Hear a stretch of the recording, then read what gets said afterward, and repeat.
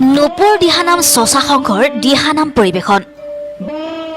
নপুৰ দিহানাম চচা সংঘই শিৱসাগৰ জিলাৰ লগতে অসমৰ বিভিন্ন ঠাইত নাম পৰিৱেশন কৰি ৰাইজৰ বিপুল সঁহাৰি তথা সমাদৰ লাভ কৰিবলৈ সক্ষম হৈছে।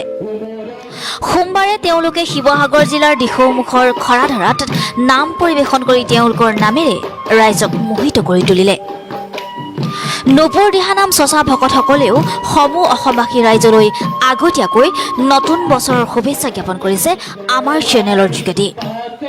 আৰু সমূহ অসমবাসী ৰাইজৰ পৰা আশীৰ্বাদ বিচাৰিছে যাতে তেওঁলোক এনেদৰে আগবাঢ়ি গৈ তেওঁলোকৰ নামেৰে ৰাইজক মোহিত কৰি ৰাখিব পাৰে।